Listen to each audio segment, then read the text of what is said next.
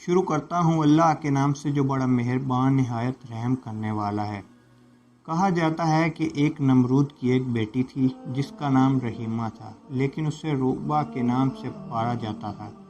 جب نمرود نے حضرت ابراہیم خلیل اللہ علیہ السلام کو آگ میں پھینکا تو اس وقت وہ لڑکی اوپر محل سے یہ منظر دیکھ رہی تھی۔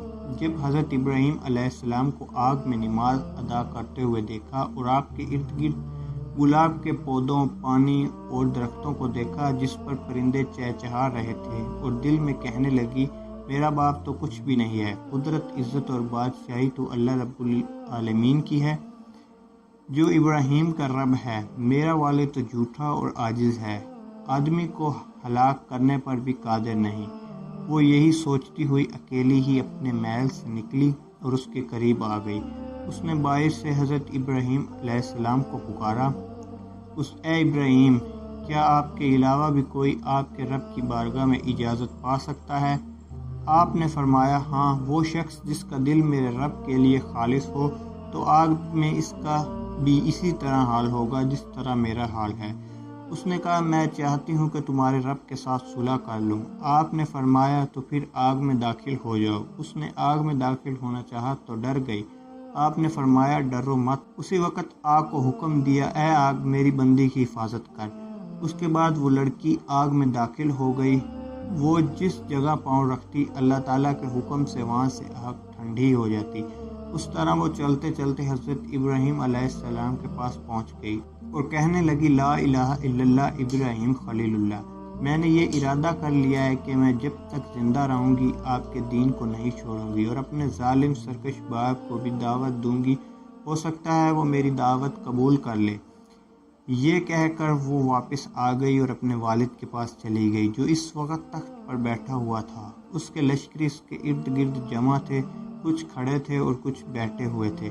وہ جا کر کھڑی ہو گئی اور کہنے لگی، تو کب تک جھوٹے دعوے کرتا رہے گا؟ کیونکہ خدائی اور قدرت و طاقت تو اس خدا کے لیے ہے جس نے ابراہیم علیہ السلام کے لیے آگ میں گلاب کے پھول، سبزہ باغات اور بہتا دریا پیدا کر دیا۔ بادشاہی تو اس کی ہے، تیری کیا بات ہے؟ تو ایک آدمی کو آگ لگانے سے عاجز ہے، اس پر قادر نہیں۔ ساتھ ہی اس نے کلمہ پڑھا، لا الہ الا اللہ ابراہیم رسول اللہ۔ اس کا لعنتی باپ یہ سن کر غصے میں آ گیا۔ اس نے کہنے لگا، اپنے دین سے پھر جاؤ، اپنی جان پہ ظلم نہ کرو، ورنہ میں تجھے ایسی سزا دوں گا کہ دنیا والے اس سے عبرت حاصل کریں گے۔ اس نے کہا، میں دین کو ہرگز نہیں چھوڑوں گی اور نہ ہی اپنے رب کی نافرمانی کروں گی، تو چاہے جو کر لے۔ اس نے یہ سن کر اپنے کارندوں کو حکم دیا تو انہوں نے اس کے کپڑے اتار دیے اور اس نے پیٹنا شروع کر دیا، لیکن وہ اپنے دین سے نہ پھری۔ پھر نمرود نے اس کے دونوں ہاتھ کاٹ دینے کا حکم دیا۔ اس کے کارندوں نے اس کے دونوں ہاتھ کاٹ دیے، لیکن اللہ کی بندی نے اف تک نہ کی۔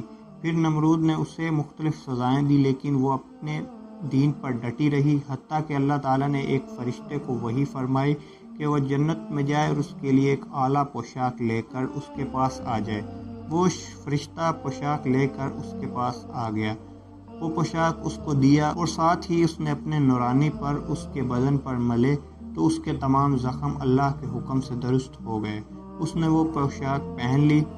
پھر ایک تیز ہوا آئی اور اسے اڑا کے انجان مقام پر لے گئی، اور اس کے بارے میں اللہ تعالیٰ ہی بہتر جانتا ہے، اور بے شک اللہ بہتر جاننے والا ہے۔